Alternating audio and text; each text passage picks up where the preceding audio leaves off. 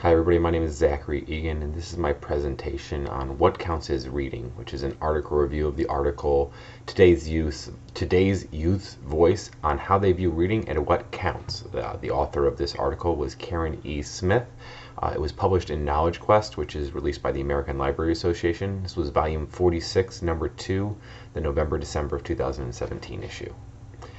The article goes over a review with a bunch of students set in a library setting of current and future readers, going over what they view as the positives and negatives of the current approach to reading in schools.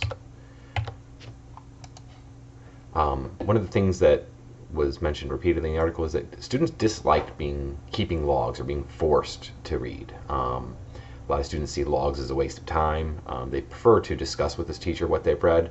And some students also expressed that they felt logs were counterproductive because they would do the reading, but because they didn't like keeping the logs, they then wouldn't get credit for the books that they had read.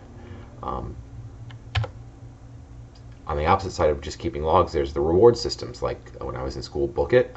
There's also lots of different point reward systems where kids read and they get to, earn rewards like pencils, papers, erasers. One of the big things found is that these reward systems don't actually result in increased results. The number of books read by students appear to stay the same, whether there's positive or negative reinforcement rewards. And sometimes it actually ends up resulting in worse outcomes in that the students that don't like reading actually become more put off by the reward systems as they feel they're unfair. Students also don't like being told what to read.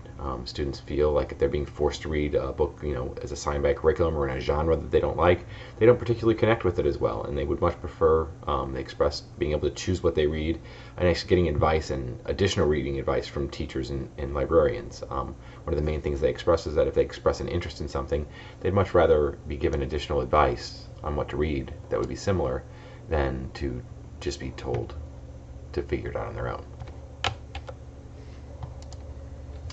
Also, the big question in this article and the title of the whole review is what counts as reading. Students nowadays find that they think other things that they read should count as reading other than just traditional books. In addition to books on devices like Kindles, students pointed out that they do a lot more reading on their phones and on their computers. They have access to a lot more tools than there were historically, and they have access to a lot more ways to interact with reading, from different apps that teach how to read, to teaching different languages, to apps that are more set up like games, but that do involve reading and increasing their literacy. Another big thing that students mentioned was graphic novels. A lot of readers find graphic novels much easier to read. They equated it to reading to like watching a movie with your eyes closed and only being able to hear it. Graphic novels give them the ability to read as well as following along the story in a visual medium. And there's both traditional comic books as well as a lot of different manga and other novels that are just written now with pictures included. There are also reading games and video games. Students grow up playing different types of video games on a whole bunch of variety of different devices, from their phones to their computers to their laptops at school and their Chromebooks. They play games like the Wikipedia game, where it's a 6 degrees of separation game where they'll pick one article and their goal is to get to another article on, like, say, a historical figure. So if they say George Washington's where they're trying to get, they'll pick some random Wikipedia article and then using the links within that article try to get to an article about George Washington. They also learn to interact with a whole bunch of different other types of video games, from entertainment type video games to educationally designed video games, but all of them should count as reading. A few things to think about.